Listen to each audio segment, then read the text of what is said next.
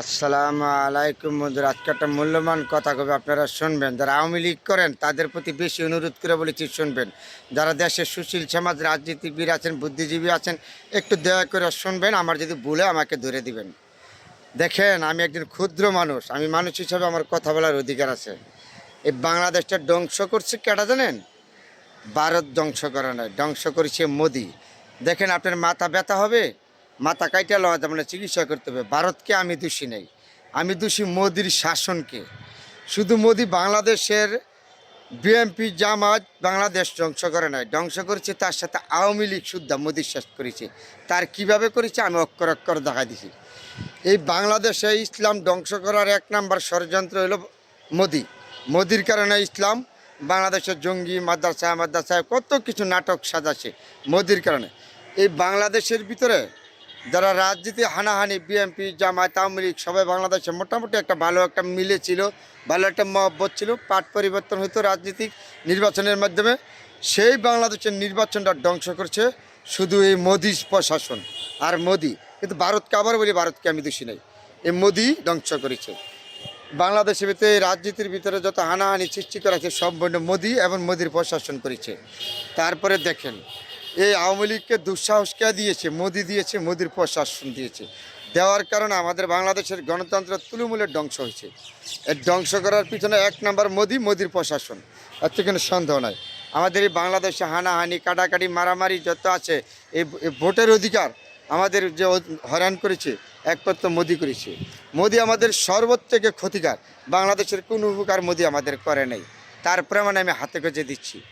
দেখেন, এই বিএনপিকে কীভাবে নির্মমভাবে নির্বাচনের বাইরে রেখা নির্যাতন করেছে। বেগম খালেদা জিয়াকে জেলের ভিতরে দেওয়ার এক নম্বর কারিগর হইল ভারত। আমাদের বাংলাদেশে গুম খুন দায়িত্ব হইল সম্পূর্ণ হইল মোদির প্রশাসন, মোদির সহযোগিতায় করেছে আওয়ামী লীগ।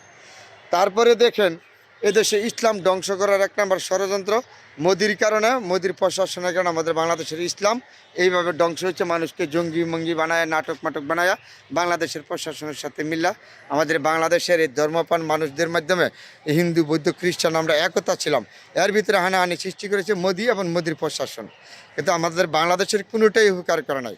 এই বিএনপি বেগম খালেদা জিয়াকে জেলের ভিতরে নেওয়ার কারণে একমাত্র মোদি, মোদির প্রশাসনের কারণ বিএনপিকে ধ্বংস করার অথবা জামাতকে ধ্বংস করা, এই যতগুলি লোক ফাঁসি দিয়েছে সম্পূর্ণ মোদি এবং মোদির প্রশাসনের সহযোগিতা আওয়ামী লীগ এই কাজগুলি করেছে।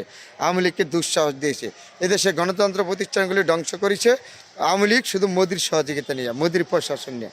আজকে হতো এই দেশ থেকে চলে গেছেন আওয়ামী লীগ যারা করেন। আবার বলেছি, আপনারা বিবেককে জিজ্ঞেস করেন, আপনাদের তার কোটি কোটি টাকা ইনকাম করতে পারেন না। আওয়ামী লীগের যারা নেতা কর্মী আছে সাইডে তারা কোটি কোটি টাকা দুর্নীতি করতে পারে না, লুটপাট করতে পারে নাই। কিন্তু যারা লুটপাট করছে মন্ত্রী এমপি ছিল, তারা আজকে কোটি কোটি টাকা দেশ বিদেশে প্রচার করেছে।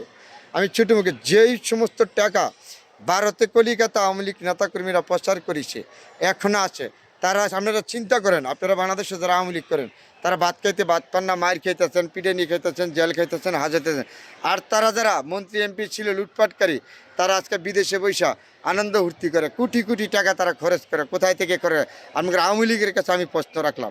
সেই আওয়ামী লীগ আজকে ভারত যদি আমাদেরকে সহযোগিতা করতো, ভারত কি পরিমাণ টাকা যে এই আওয়ামী লীগের এমপি মন্ত্রীরা রাখছে, যদি ভারত আমাদেরকে সহযোগিতা করতো তাহলে বাংলাদেশ সরকারকে তাহলে জানতে পারতেন। কিন্তু বাংলাদেশের মিডিয়া জানতে পারে না, বাংলাদেশের সরকার জানে না। ওরা কোটি কোটি টাকা বাড়ি গাড়ি কলিকাতা বিলাসবহুল বাড়ি থেকে এখন তারা বসবাস করে। কিন্তু আর বাকি যারা বাংলাদেশে আওয়ামী লীগ আছে তারা জেলের ভিতরে যাচ্ছে, মামলা খাচ্ছে, হামলা খাচ্ছে, পলায় রয়েছে, নির্যাতিত শিকার হচ্ছে। এই হইল আওয়ামী লীগের চরিত্র। তা আবারও বলেছি, আওয়ামী লীগের চরিত্র গ্রাম 71 সালেও তারা এইভাবে লুটপাট করে কলিকাতা বৈশা রাজস্ব কায়েম করেছিল।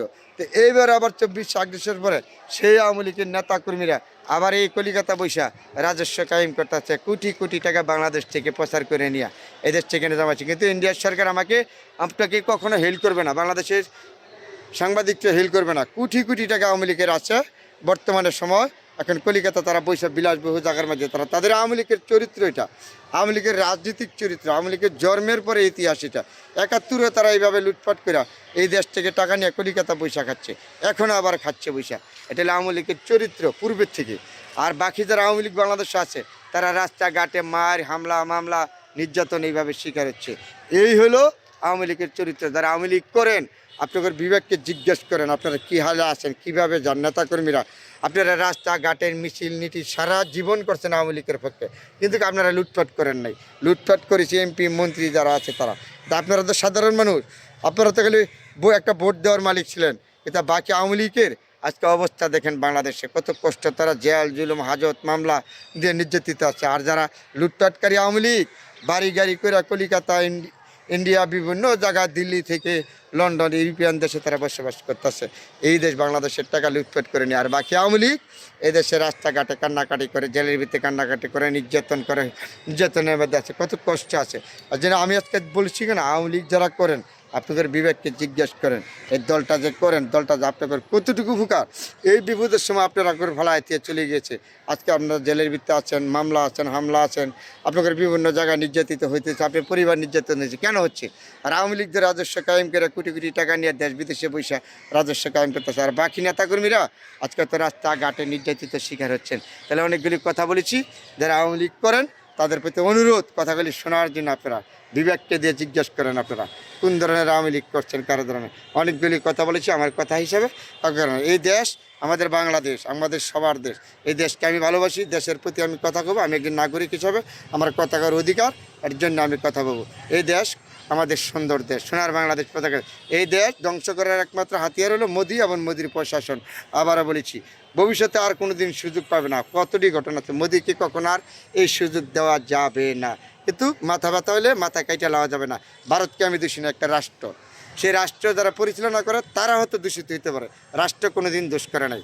তার জন্য এই মোদির কারণে আমাদের বাংলাদেশের আজকে রাজনীতি, হানাহানি, দুঃখ, গুণ খুন, ইসলাম নিয়ে, ধর্ম নিয়ে, জঙ্গি নাটক, সব কিছু মোদি এবং মোদির প্রশাসনের কারণে।